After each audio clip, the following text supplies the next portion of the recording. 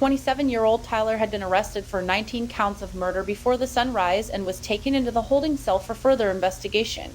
In addition, police investigators found at least 13 human remains. Bones and skulls were discovered in his current and previous apartment. Boxes of boxes contains human organs and body parts. 2 containers of strong acidulus found inside the bedroom and bathroom that also contains limbs. Police also found blood and ashes containers inside the closet.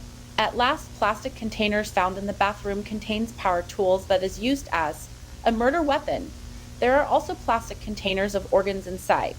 Victims were found dismembered, torsos were slit open with no signs of organs, neck were slit and believed to be laced before performing the murder. The mini fridge contains body organs of 5 different people, and the kitchen contains boxes of sleeping pills. The police and the FBI are still investigating the case of Tyler Smith. Back to you, Mr. Kevin. Thank you, Miss Sophia. This morning, the police are currently investigating and inspecting the boat that Tyler Smith used for his crimes to dump the human remains. The police are also inspecting the whole RoCitizen to find some of the body parts Tyler Smith used to dump and bury. In addition, the police inspected his car and found a cooler container that contains murder weapons such as hacksaw, knife, plastic bags, rubber gloves, and a crowbar. The RoCitizen Police Department will release more details on this case this morning at 10 o'clock. A police detective tells us he suspects that this case can get national attention and could be the most gruesome case we have seen in RoCitizen in years. This girl keeps insisting that guy Tyler to let the boy go, but Tyler refuses. And he just keeps refusing and keeps saying that he knows him and he was just really drunk while holding into him. So this girl called the cops and we were really anxious and worried before the police arrived because I heard some screaming in the apartment. Something like, "Stop yelling." So we went back into his apartment and knocked on the door. He opened it and shut it down. We tried to interrogate him, but then we heard some banging noises inside the apartment like someone's trying to get out of it, and so we told that guy Tyler to let that boy out. He just stares at me blankly and he scares the living shit out of me.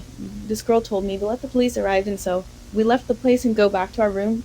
When the police arrived, this guy Tyler was in handcuffs while walking out of his apartment with a police officer, and so we took the guy with us and interrogated him to hear his story.